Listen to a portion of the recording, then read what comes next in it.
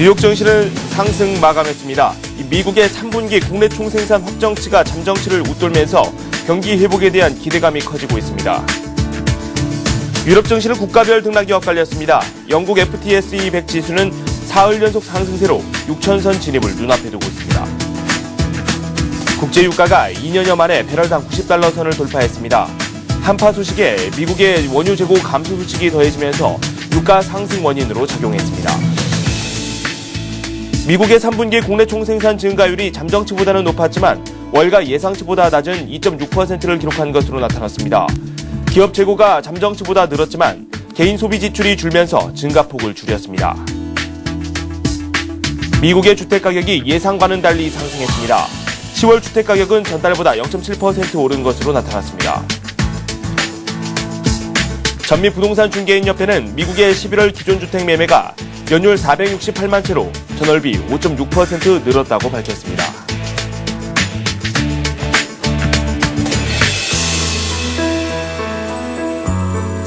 여러분 안녕하십니까. 굿모닝 센증시의 김종성입니다. 이 뉴욕 증시가 또 상승을 했습니다. 다우지수가 2거래일 연속 상승세를 보였고요. 나스닥 지수와 S&P 500은 5거래일 연속 상승세를 걸었습니다.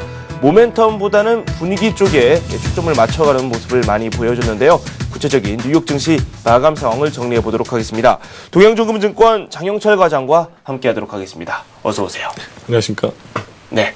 재료들을 살펴보니까 악재성 재료도 분명히 있었고요. 호재성 재료도 있었는데 이런 재료들보다는 좀 분위기의 편승해서 오른 것 같다는 생각이 좀 많이 들거든요. 네, 맞습니다.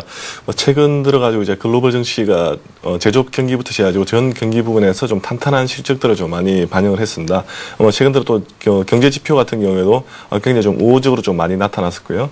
그다음에 또 연말에 맞춰가지고 또 연말 그 시즌에 대한 약간 좀 들뜬 분위기를 좀 많이 시장에 좀 많이 가세를 하고 있습니다. 네네. 일단 작년과 그다음에 재작년 금융위기 이후 금융위기 때 그 연말하고는 분위기가 좀 사뭇 많이 달라졌는데요. 국내 증시도 마찬가지고 글로벌 증시가 이제 예전에 그 리먼 브라더스 그 사태 이후에 다시 한 번 더 국내 증시도 그렇고 다우 지수도 그렇고 사상 최대폭을 좀 많이 형성하고 있는데 그 이면에는 금융위기의 주범이었던 그 리먼 브라더스 사태 이후에 오히려 더 탄탄한 그런 현재 그 리스크 관리 쪽으로 좀 많이 작용하다 보니까 내년 증시에 대한 그런 오히려 어떤 회복세라든지 오른 전망 자체가 좀 상승 기조 쪽으로 좀 많이 나타나면서 네네. 투자자들 입장에서 굉장히 긍정적으로 좀 많이 나타내고 있는데요. 특히 어제 발표됐던 지표 같은 경우에도 지표가 어떻게 보면 시장에 쇼크를 줄 만한 그런 지표보다는 네네. 시장을 좀 완만하게 상승한다든지 아니면 완만하게 하회하는 그 정도 수준이었기 때문에 시장 자체는 어느 정도 안정을 좀 많이 찾아가고 오히려 좀 내년에 대한 그런 회복 전망에 대해서 오히려 더 투자자들이 많이 좀 네네. 초점을 맞추지 않나 그렇게 보여지는데요. 일단 다우지수 차트 한번 보시면요. 네. 다우지수 차트가 최근 들어가지고 상승폭을 계속해서 꾸준하게 지금 현재 나타내고 있는데요. 가장 크게 지금 이제 글로벌 악재로 좀 알려져 있는 그 유럽에 대한 재정 위기 부분이 지금 최근 들어 많이 심각했는데 네네. 재정 위기 부분이 굉장히 컸던 이 구간 내를 꾸준하게 지금 통과한 이후부터 지금도 재정 위기가 완전히 회복되지는 않았지만 그런 상태를 좀 많이 탈출하고서부터도 경기 회복이 많이 좀 이렇게 글로벌 증시 쪽으로 어떻게 지표라든지 다른 그런 가시적인 그런 수치로 하나 가지고 좀 이렇게 꾸준하게 나타남에 따라서 네. 다우지수도 꾸준하게 좀 많이 상승했는데요.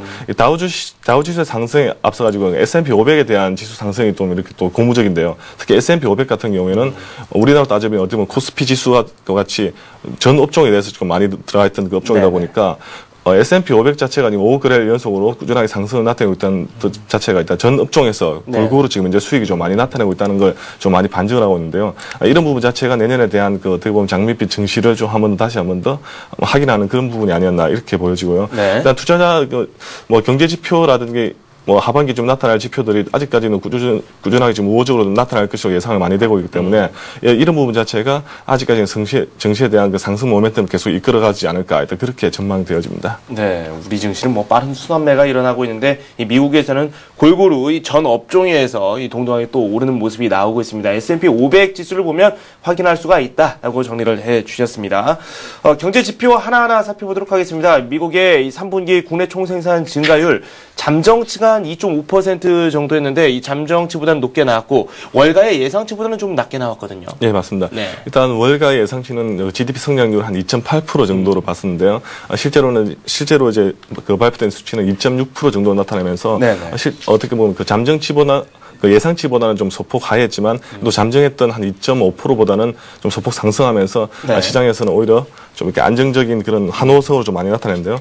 GDP 성장률 같은 경우에는 뭐 오늘부터 어제 발표됐던 것보다는 앞으로 향후에 발표될 그런 그 성장률에 대해서 좀 이렇게 관심을 많이 가졌는데요. 네. 뭐 일전에는 JP 모간 체이스 같은 경우에는 미국의 그 GDP 성장률 자체가 내년에 한 3.6% 정도로 네. 상향 조정하기로 했습니다.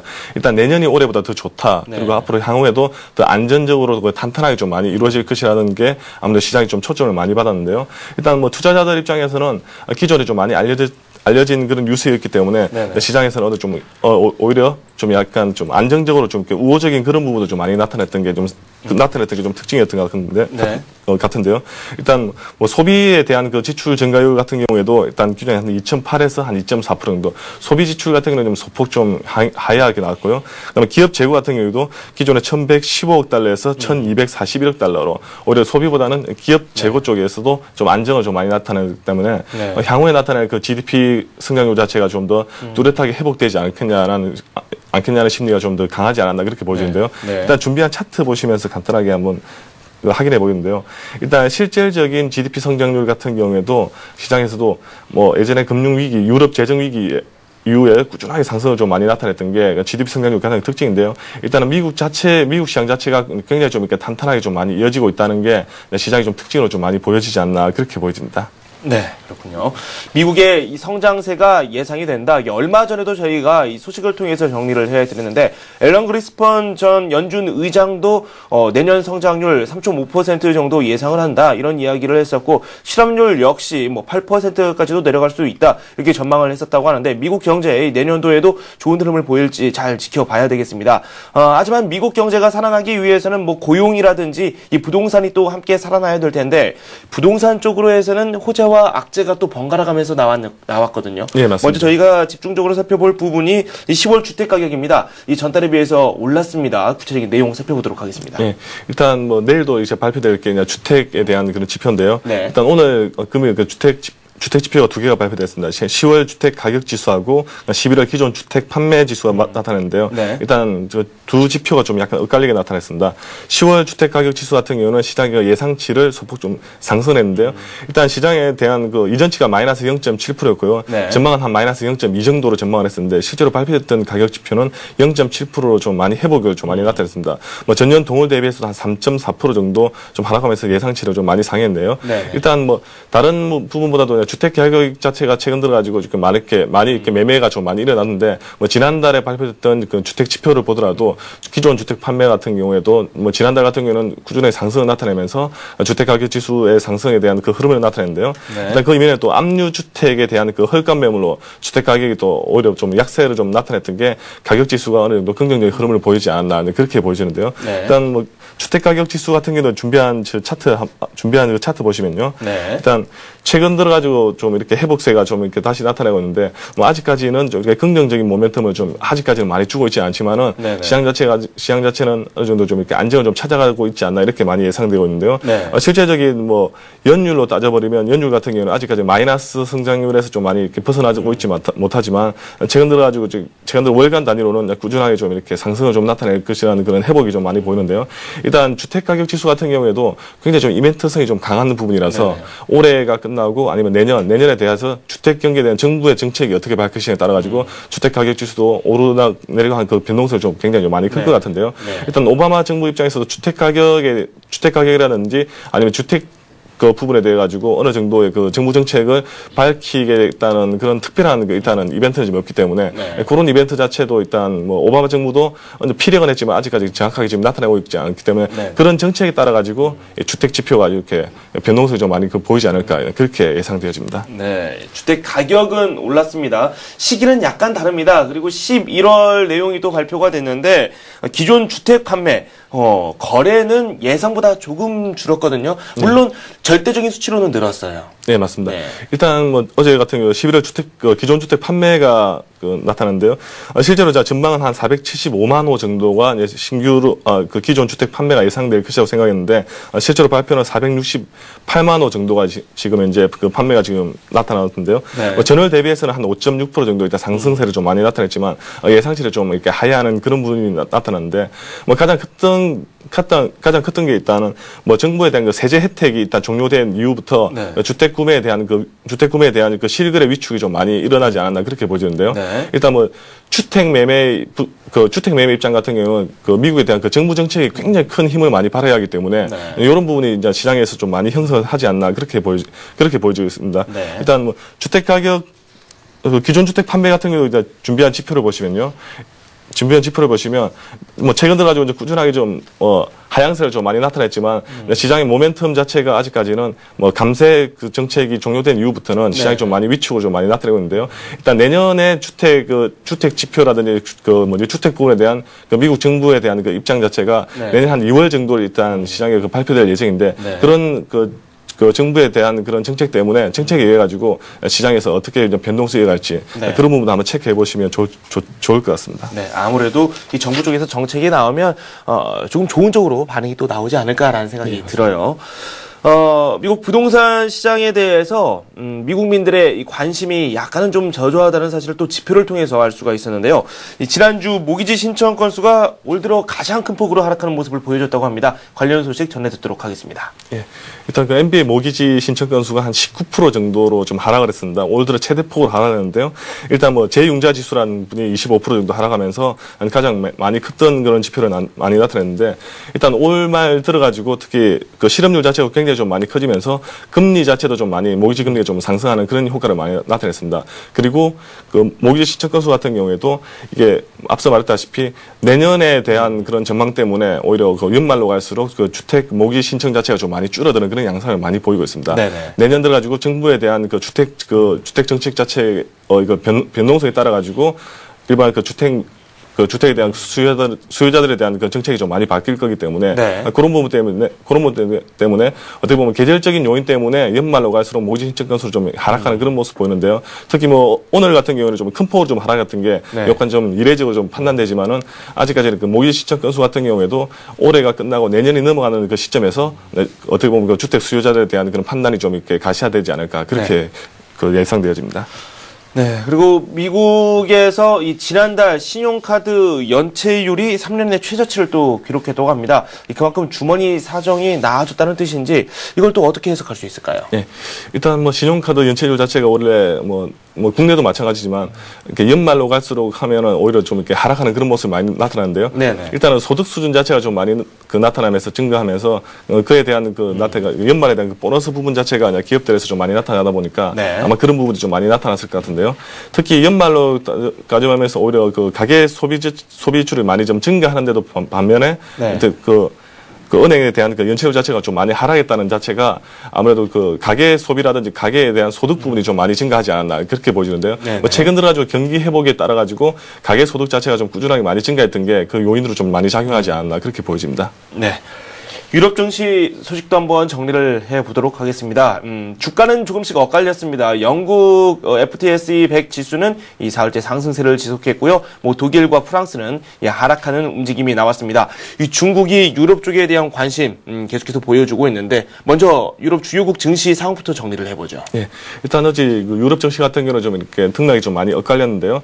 프랑스와 독일 같은 경우는 0.1에서 0.2% 정도 하향을 했고요. 네. 영국이 한 0.5% 정도 상승을 했습니다.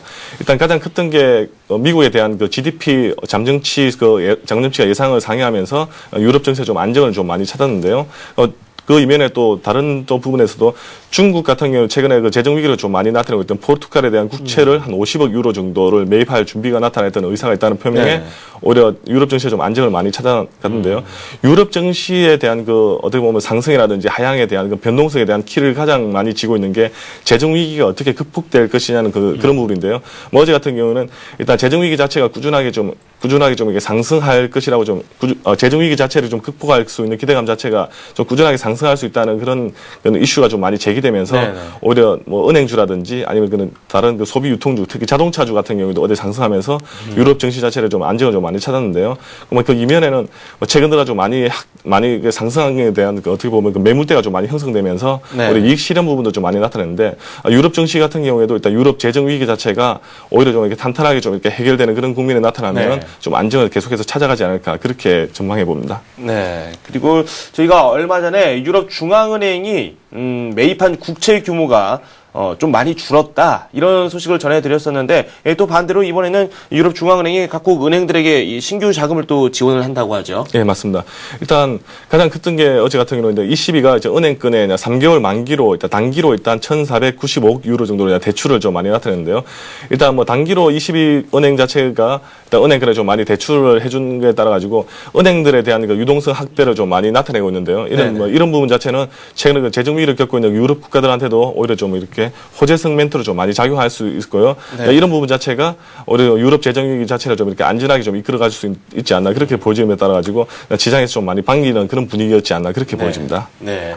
상품 시장도 정리를 해보도록 하겠습니다. 국제유가 상승세가 무섭습니다. 2년여 만에 이 90달러 선, 배럴당 90달러 선을 또 넘어섰습니다. 구체적인 내용 살펴보도록 하겠습니다. 네. 뭐, 그 국제유가 같은 어제 주간 원유 재고 보고가 발표됐는데요. 네네. 실제로 시장에서는 그 감소가 한 580만 배럴 정도 감소할 것이라고 예상했지만 실제로 이제 발표치가 990만 배럴 정도 감소하면서 재고 감소 자체가 큰 폭으로 좀 많이 나타나면서 오히려 그 유가의 상승 부분을 좀 많이 나타냈는데요.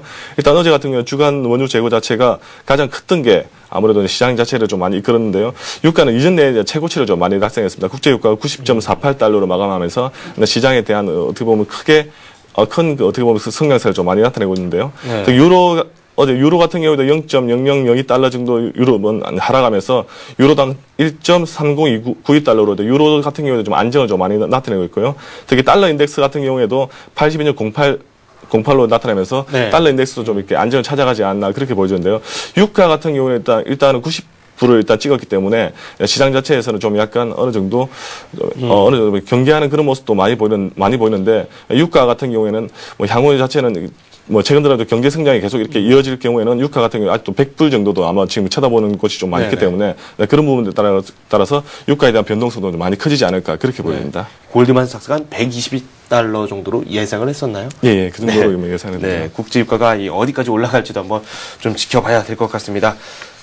오늘 밤에 있을 주요 일정도 체크를 해봐야 될 텐데 참 다양한 소식들이 준비되어 있어요. 뭐 고용, 소비, 주택 다양한 내용들이 있는데요. 어떤 것들이 준비되어 있죠? 네, 오늘 지금 발표될 지수가 좀 많은데요. 일단 11월 내구재 주문이 발표될 예정이고요. 그다음에 11월 개인 소득, 그다음에 개인 지출, 개인 소비 지출에 대한 그 물가 지수가 좀 발표될 예정인데 일단 시장에 대해서는 예상치가 소폭 증가할 것으로 좀 많이 예상을 하고 있기 때문에 이런 부분도 지표에 대한 개선 부분이 좀 많이 나타날 것 같고요. 그다음에 그 주간 신규 실업수당 청구 건수도 좀 발표될 예정인데 전주 대비해서 약간 보합 수준을 좀 마감할 것이라고 예상되고 있습니다. 그리고 소비 심리 평가 지수가 좀 발표될 예정인데 일단 74.2에서 75 정도로 예상치가 소폭 상승할 것이라고 예상되고 있고요. 그다음에 11월 신주택 매매가 지금 나타나는데 실제로 이전에 비해서 예상치가 소폭 증가할 것으로 예상되기 때문에 주택 지표에 대한 오히려 주택 지표에 대한 지표 개선 자체가 시장에 좀 영향을 좀 많이 주지 않을까 그렇게 예상되어집니다. 네, 알겠습니다. 주택 관련 지표 잘 살펴보자 이런 말씀을 해주셨습니다.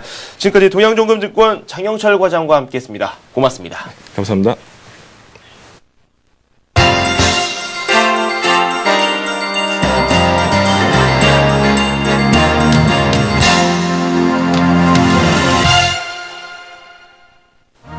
안녕하세요. 글로벌투데이 박미라입니다. 매일 글로벌투데이에서는 보다 발빠르고 신선한 지구촌 소식들 여러분들께 전해드리고 있습니다. 먼저 오늘의 AP통신 주요 소식부터 만나봅니다. 스페인에서 성탄절을 앞두고 우리 돈으로 3조 5천억 원이 뿌려지는 세계 최대 규모의 복권 추첨이 이어집니다. 현재 스페인은 재정 위기가 이어지고 있는 가운데 행운의 열쇠를 누가 주게 될지 귀추가 주목되고 있는데요. 이 복권 추첨 행사는 카를로스 3세가 국가 재정 충당책으로 1763년 시작했던 것이 200여 년의 역사를 거치며 스페인의 독특한 성탄절 전통 행사로 자리 잡은 겁니다. 같은 번호의 복권이 195세트 발행되고 한 세트는 10개 낱장으로 구성되어 있으며 한 세트를 온전히 사려면 200유로, 우리 돈으로 약 30만 원이 들기 때문에 20유로에 한 장씩 사는 경우가 많은데요. 스페인어로 엘고르도, 뚱보라고 불리는 1등 당첨금은 4억 5천만 원이므로 10장 한 세트를 산 사람이라면 45억 원을 받게 됩니다. 대박의 꿈을 키울만 하지만 올해는 유럽연합 국가 가운데 최고인 20%의 실업률을 기록할 정도로 어려운 경제 상황에서 대박과 쪽박의 엄혹한 대조가 더욱 두드러질 전망인데요. 어려운 경제 상황으로 인해 복권 판매는 지난해에 비해 10% 줄었습니다. 한 복권 구매자는 오늘 일자리를 잃었는데 복권이 당첨되기를 희망한다고 복권 판매소의 소원록에 쓰기도 했습니다. 스페인의 성탄절 복권은 세계적으로도 유명세를 타서 다른 유럽 국가들에서 물론 멀리 아시아에서도 인터넷을 통해 구입하고 있습니다. 헐리우드 영화에서 등장하는 미녀 스파이 모습이 실제로 재현돼 화제가 됐던 러시아 미녀 스파이 안나 체프먼이 푸틴당의 청년 조직 지도부를 맡아 본격적인 활동을 재개하게 됐습니다. 러시아 일간지에 따르면 청년 군이 되는 모스크바에서 총회를 열고 체프먼을 지도부 중 한 명으로 선임할 예정인데요. 푸틴 총리는 올해 7월 체프먼 등이 미국에서 체포됐다가 양국 간 스파이 막교환으로 풀려난 러시아 측 스파이들을 만나 그들이 매일매일의 위험을 견뎌냈으며 합당한 자리에서 일하게 될 것이고 빛나고 흥미로운 삶을 살게 될 것이라고 밝힌 바 있습니다. 청년 군이 되는 광신적인 친푸틴 조직으로 지난달 자신들을 포함한 청년 단체들을 주재한 신문기자 올레그 카신을 폭행했다는 혐의를 받고 있는데요. 러시아 정부는 우크라이나 오렌지 혁명과 같이 대중운동으로 체제가 뒤집히는 오렌지 시나리오의 가능성을 차단하기 위한 핵심 수단으로 청년 근위대 등 애국주의, 친정부 성향의 조직들을 활용하고 있다고 가디언은 소개했습니다. 폭설과 한파로 인해 공항 기능이 사흘간 마비돼 여행객들의 발목을 붙잡았던 런던 히스로 공항의 운영 책임자가 연말 보너스를 포기했습니다. 콜린 매튜 영국 공항공단 사장은 무너진 신뢰를 회복하는 것이 최대 관심사라며 보너스 반납 방침을 밝혔는데요. 공단 측은 매튜 사장의 올해 보너스 규모를 공개하지 않았으나 지난해 99만 4천 파운드 보너스를 받았던 점을 미뤄 올해에도 이와 비슷한 규모일 것으로 현지 언론은 추산했습니다.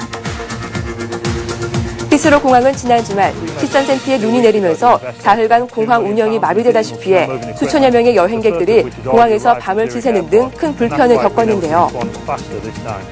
사흘 뒤에 간신히 2개의 활주로를 모두 열었으나 아직도 예정된 항공기의 3분의 2가량만 이착륙하고 있습니다. 세계에서 가장 붐비는 공항인 히스로 공항의 폭설 대처 능력을 비난하는 목소리가 거세지자 영국 교통당국은 공항의 폭설 대비와 대응이 적절했는지에 대한 공식 조사에 착수했는데요. 데이빗 캐머런 총리도 직접 나서 피해를 본 여행객들에게 유감을 표명하고 공항 운영에 군대를 지원하겠다는 뜻을 밝히기도 했습니다. 전 아르헨티나의 군정 독재자가 재판을 받고 있는 가운데 독재 정당성을 주장해 파문을 일으키고 있습니다. 그는 바로 아르헨티나의 최악의 군사 독재자로 알려진 호르헤 라파엘 비델라인데요. 보도에 따르면 비델라는 전날 아르헨티나 제2도시인 중부 코르도바에서 열린 재판 진술을 통해 1970년대 아르헨티나는 예소련의 지원을 받은 체제 전복 세력으로 인해 사실상 내전 상태였다며 독재는 테러 조직으로부터 국민의 삶을 지키기 위한 것이었다고 말했습니다.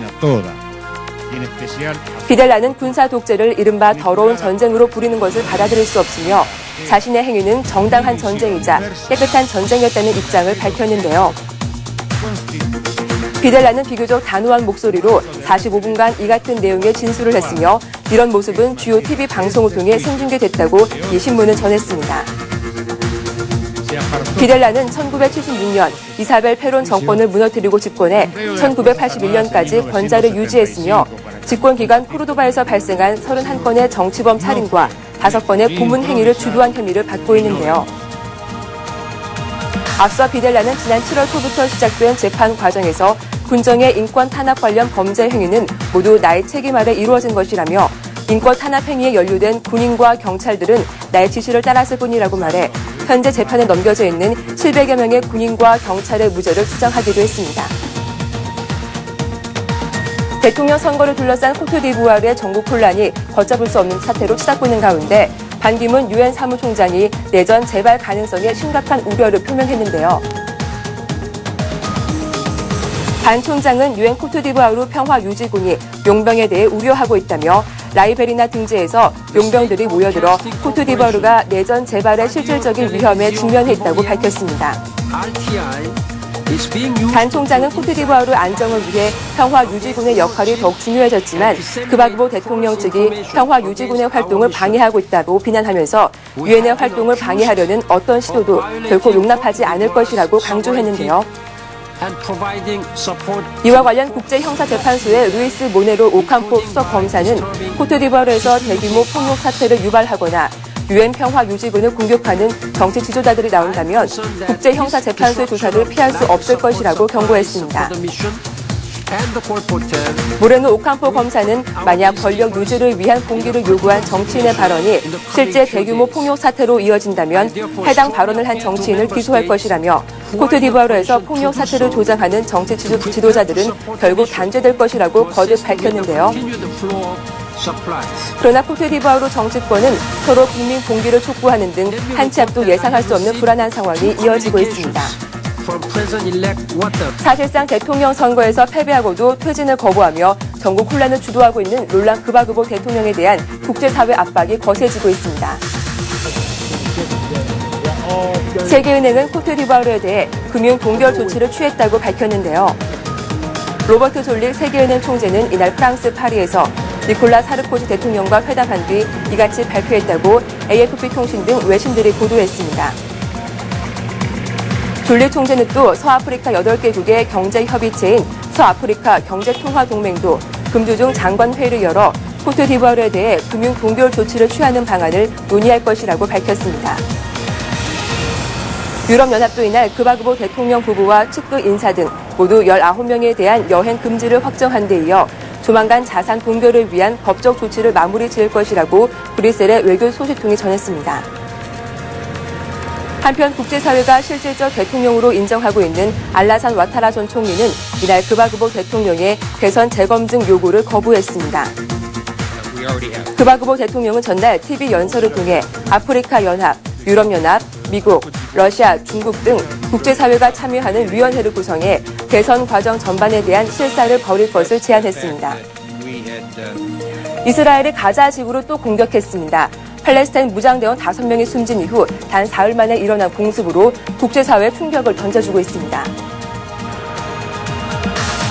이스라엘 공군이 가자 지구의 목표물 7곳을 공습해 팔레스타인 무장대원 2명이 부상했다고 일간지 예루살렘 포스트 인터넷판이 전했습니다. 보도에 따르면 이스라엘군 대변인실은 이날 오전 가자 지구 북부에 있는 테러용 땅굴 3곳과 남부의 밀수용 땅굴 1곳 등을 폭격했다고 밝혔는데요. 팔레스타인 측은 가자 지구 남부 도시인 칸 유니스와 베이트 나히야 등 3곳도 이스라엘 공군의 공습을 받아 하마스 산하 무장단체인 이자디 탐상 여단 소속 대원 2명이 다쳤다고 주장했습니다. 이스라엘군은 전날 밤 가자 지구에서 팔레스타인 무장 세력이 남부 에슈콜 지역으로 박격포탄 10발을 발사하자 이날 새벽 보복 공습을 단행했습니다. 이번 박격포 공격으로 인한 이스라엘 측 인명피해는 없는 것으로 전해졌습니다. 멕시코 남부에서 열차를 타고 이동하던 불법 이민자 100여 명이 괜 납치됐다는 주장이 제기됐습니다. 불법 이민자들의 몸값을 노리는 마약 갱단의 소행으로 추정되고 있는데요. 멕시코 가톨릭 자선단체 회장인 파테르 에이만 바스케스는 지난주 남부 멕시코에서 이 같은 대규모 납치극이 있었다며 우리가 받은 증거로는 열차에 모두 300명의 이민자들이 타고 있었다고 밝혔습니다. 그는 괴한이 습격하기 전 경찰 단속으로 이민자 80명이 체포됐으며 이후 괴한의 공격으로 이민자 100여 명이 납치됐다고 덧붙였는데요. 피랍자 대부분은 온두라스 국적의 이민자들로 생사 여부는 알려지지 않았습니다. 이와 관련 엘살바도르 외무장관은 현장 목격자들의 말을 인용해 다양한 국적의 이민자 50명이 멕시코 남부 오하카주에서 납치됐다며 피랍자 대부분 여성이라고 밝혔습니다.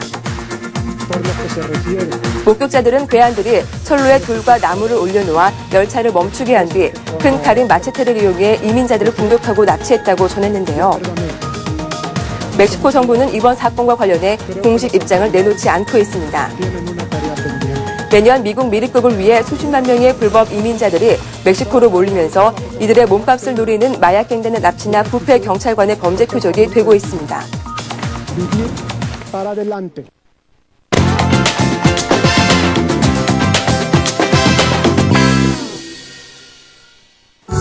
뉴욕 브로드웨이에서 내년 본격 개봉을 앞두고 프리뷰 공연이 진행 중인 뮤지컬 스파이더맨의 배우가 공연 중 약 6m 높이 떨어져 부상을 당했습니다.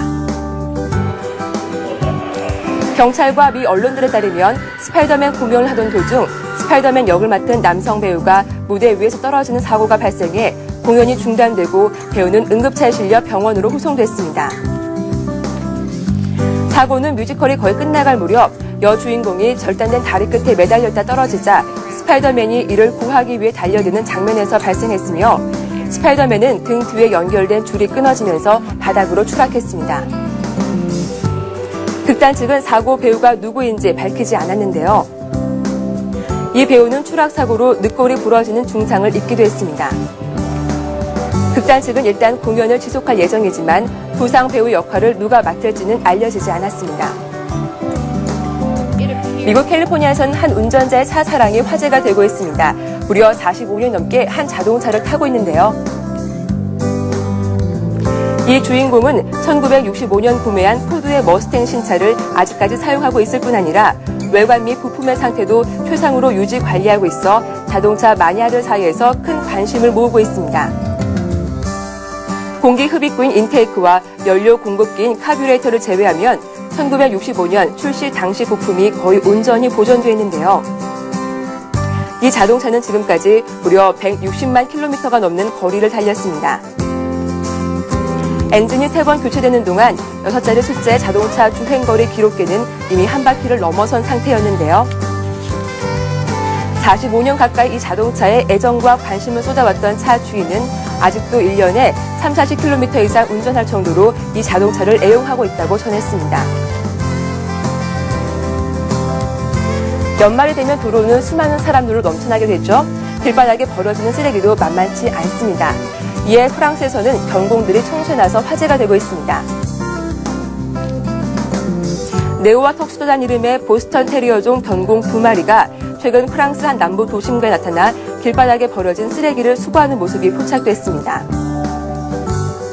쓰레기를 하나하나 입으로 물어다 손수 끌고 다니는 수레에 담는 이들의 모습이 유튜브를 통해 공개되자 누리꾼들의 뜨거운 관심을 모았는데요. 이 견공들의 주인에 따르면 현재 몽펠리시에 살고 있는 네오와 턱슈도는 2008년 프랑스, 2006년 미국에서 각각 태어났지만 형제와 다름없이 함께 자라며 훈련을 받았다고 합니다. 딱따기를 이용한 클리커 트레이닝 방법을 통해 쓰레기 줍기 기술을 연마한 이들은 스케이트보드, 원반, 혹은 공잡기 놀이, 점프 등 다양한 스포츠에도 능숙하게 하는 것으로 전해졌습니다. 크리스마스 시즌이면 거리 곳곳에서 산타클로스 복장한 사람들을 만나보실 수 있을 텐데요. 오늘 소개해드릴 이 산타 조금 주의하셔야겠습니다. 또다시 크리스마스가 찾아왔습니다. 크리스마스 시즌이면 거리엔 형형색색의 불빛과 각종 장식물이 넘쳐나는데요. 또 빨강 옷에 흰 수염을 붙인 거리의 산타클로스 또한 각종 행사에 투입됩니다. 진짜 산타가 아닌 분장산 산타클로스이긴 하지만 길거리에 산타가 등장하면 일단 반가운 마음에 기분이 들뜨기 쉬운데요. 덴마크에서 촬영된 이 동영상에는 하이킥 산타클로스가 등장합니다. 이 산타클로스는 크리스마스 시즌 상품 판매를 위해 길거리에 서 있는 것으로 추정되는데요. 장난기 많은 한 행인이 갑자기 산타의 모자를 힘껏 마구 내던지고 도망치자 화가 난 산타클로스는 돌려차기 하이킥 한 방으로 장난치는 행인을 길거리에 눕히는데요. 이 영상을 본 누리꾼들은 이종 격투기 선수 같다며 입을 모았습니다. 아무리 마음씨 좋은 산타라도 짓궂은 장난은 피해야겠죠? 독일에서는 한 마리 개가 무려 17마리의 강아지를 출산해 화제가 되고 있습니다. 이 개는 얼마 전에도 8마리를 출산한 적이 있는데요. 개가 이렇게 많은 새끼를 낳은 것은 이례적인 일이라고 합니다. 더욱이 강아지 한 마리당 가격이 120만 원에 달해 한 번에 2천만 원이 넘는 값이 나가는 강아지를 출산한 셈이기도 한데요. 이 중 암컷 강아지는 8마리, 수컷 강아지는 9마리로 어미 개는 한꺼번에 젖을 먹일 수 없을 정도입니다. 개 주인 라모나 웨지만은 강아지 먹이를 주고 보살피느라 지금까지 제대로 잠을 잔 적이 없다면서 마지막 강아지까지 먹이를 주면 맨 처음 먹이를 줬던 강아지가 배고파할 정도라고 말했는데요. 이 강아지들 덕분에 온종일 우유를 타고 먹이는데 시간을 보내고 있다고 말했습니다. 이들 부부는 이 강아지를 기부할 계획이라고 밝혔는데요. 이미 값이 지불된 강아지를 제외하고 아이가 있는 가정에 강아지를 줄 계획이라고 밝혔습니다. 속옷 차림으로 근무하는 여직원의 모습이 담긴 동영상이 공개돼 논란이 커지고 있습니다. 중국에서는 여직원들이 속옷 차림으로 근무하는 속옷 회사가 있어 화제가 되고 있습니다. 최근 한 네티즌은 상의와 하의를 통틀어 속옷만 입은 채 고객을 상대하는 여직원들의 모습을 찍은 동영상을 인터넷상에 올렸습니다. 이 동영상에는 중국 광둥성 둥관시에 있는 한 속옷 회사 사무실에서 여직원들이 속옷만 입은 채 고객들과 채팅하는 모습이 담겨 있습니다. 이 회사 여직원들은 물건을 구매하려는 고객들에게 특이한 방식으로 제품 소개를 하고 있었던 건데요. 여직원들은 고객과 채팅을 하면서 직접 제품을 입어보고 그 모습을 보여주고 있었습니다. 해당 회사 대표는 이러한 독특한 제품 판매 방식에 대해 기능성 속옷의 효과를 보여주기 위해 원하는 고객에게만 맞춤 서비스를 제공하는 마케팅이라고 말했습니다. 이 사장은 남들 말에 신경 쓰지 않는다며 10년 후 많은 사람들이 나의 방침에 박수를 보낼 것이라고 전했습니다. 오늘 글로벌 투데이에서 준비한 소식 여기까지입니다. 보다 알찬 내용으로 내일 다시 인사드리겠습니다. 고맙습니다.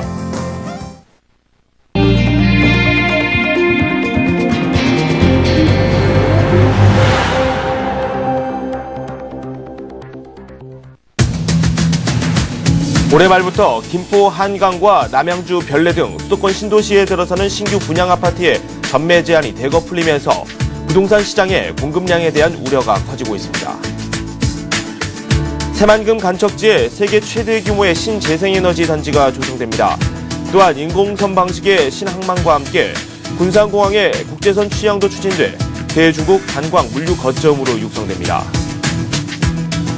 지난해 귀속 종합소득 금액이 1억 원을 초과한 여성은 전년비 9.9% 늘어 5.6% 늘어난 남성에 비해 증가율이 가팔랐습니다.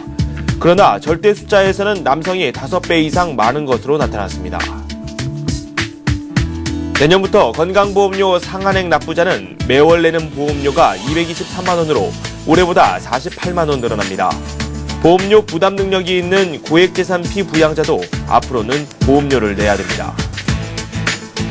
자장면 값은 인천이, 학원비는 제주도가, 버스비는 충남이 가장 비싼 것으로 조사됐습니다. 서울은 택시비와 고등학교 납입금 등 공공요금이 가장 비쌌습니다. 네, 서울경제신문 윤홍우 기자와 함께하도록 하겠습니다. 어서 오세요. 안녕하세요. 네, 수도권 지역 신규 아파트의 전매 제한이 대거 풀리는데 이게 또 공급 문제로 또 비화가 되고 있어요. 공급 폭탄이다 이런 말까지 나오고 있거든요. 네, 그렇습니다. 보통 아파트가 분양을 하면 수도권 신도시 같은 경우는 중대형은 1년, 계약 후 1년 그리고 네. 또 중소형은 계약 후 3년 동안 아파트를 팔지 못합니다. 이게 바로 전매 제한인데요.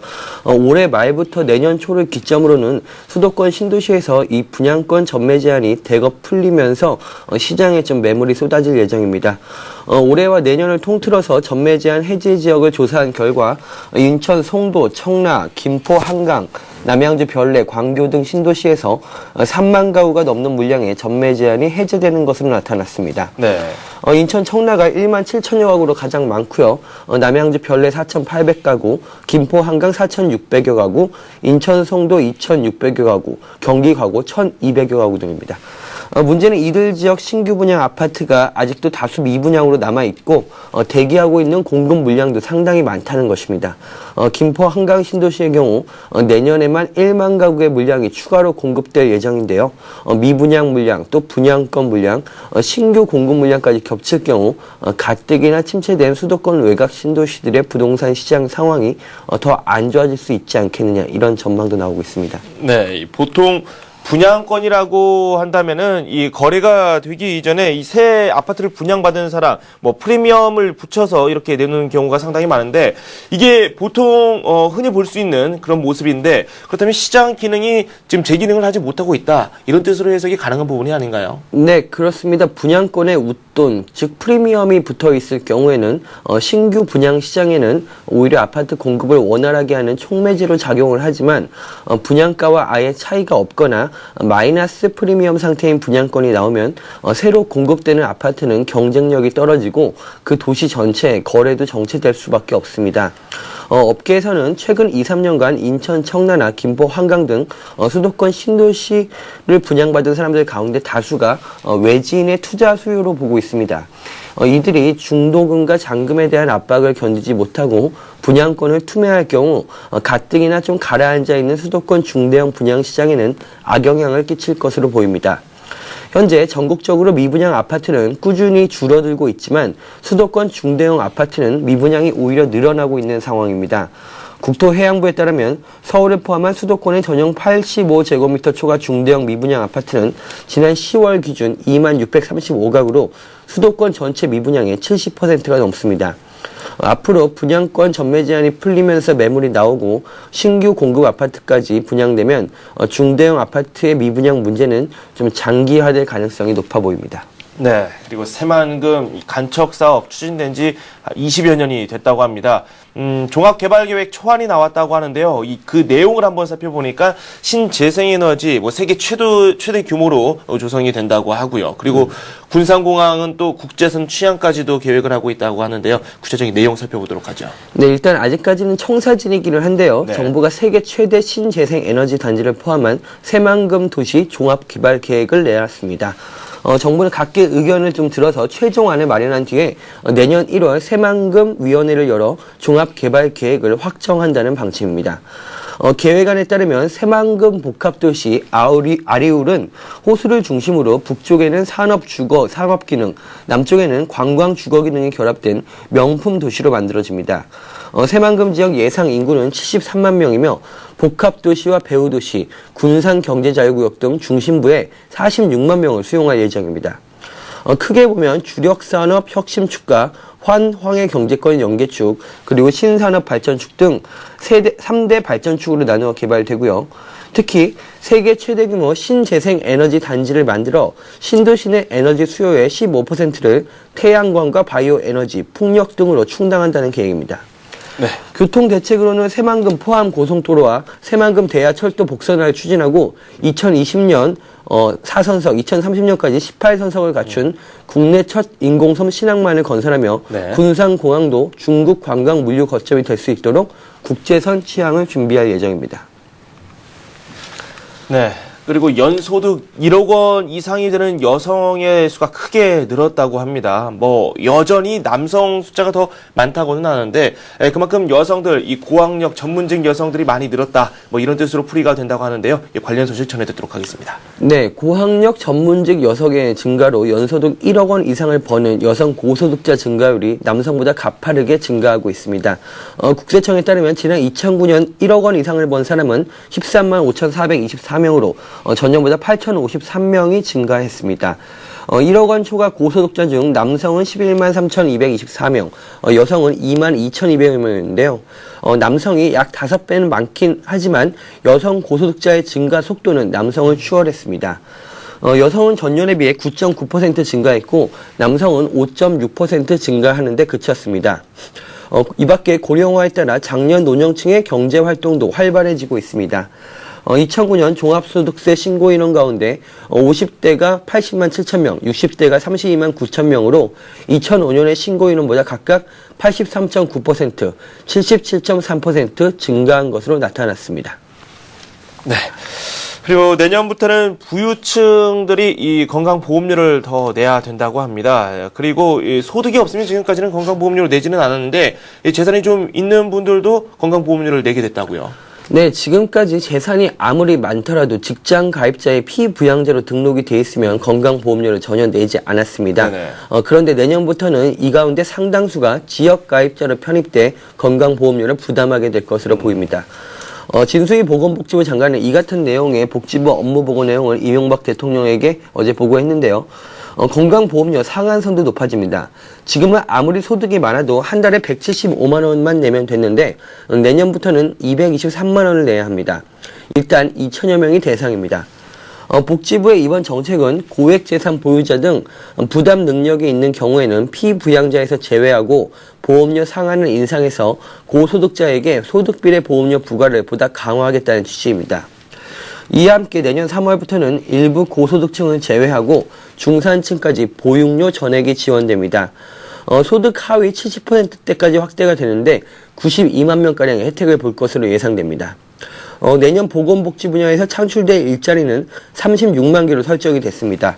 해외 현자 유치도 오는 2015년까지 30만 명 수준으로 끌어올리고 20, 30대 의학자를 집중 지원하는 노벨 생리의학상 프로젝트도 가동됩니다. 네. 김 기자, 자장면 좋아하세요? 아유, 좋아합니다. 네. 자장면 값이 가장 비싼 곳이 또 인천이라는 또 흥미로운 그런 기사가 나왔더라고요. 관련 소식 전해 주십시오. 네, 그렇습니다. 정부가 한국소비자원을 통해서 전국 16개 광역자치단체에서 유통되는 10개 개인 서비스 요금과 11개 공공요금 정보를 조사해서 발표를 했는데요. 광역단체 가운데 인천은 전남과 함께 짜장면 1인분 값이 평균 4,000원으로 가장 비쌌던 것으로 조사됐습니다. 네네. 또 인천은 짬뽕값과 미역료도 광역단체 가운데 최고였습니다. 서울시는 택시 기본요금이 2,400원으로 최고였으며 정화조 청소요금, 고등학교 납입금도 가장 비쌌습니다. 목욕료는 경기도, 대입 종합학원비는 제주도, 쓰레기 봉투 요금은 부산광역시, 상수도 요금은 전북이 가장 높은 것으로 나타났습니다. 시내버스 요금은 충남과 충북이 평균 1,183원으로 최고였습니다. 이번 조사는 지역과 업소수의 편차가 큰 점을 감안할 때 각 지역의 대표값으로 보기에는 힘든 점도 있지만 가격 정보 공개를 통해 물가 안정을 유도할 수 있다고 정부는 보고 있습니다. 이에 따라 정부는 이들 가격 정보 사이트 메뉴를 개발해 본격적으로 운영한다는 계획입니다. 네. 지금까지 서울경제신문 윤호 기자와 함께 오늘 나온 다양한 소식들을 살펴봤습니다. 고맙습니다. 감사합니다. 네, 어제 우리 증시의 이 상승폭을 좀 늘려가는가 싶더니 크게 오르지는 못했습니다. 이 조금은 이 탄력이 둔화된 듯한 움직임을 보여주고 있는데요. 오늘이 목요일입니다. 또 어떤 모습이 나올지 구체적인 소식 출발 센 증시에서 집중적으로 설명드리도록 하겠습니다. 저는 출발 센 증시에서 다시 찾아뵙겠습니다.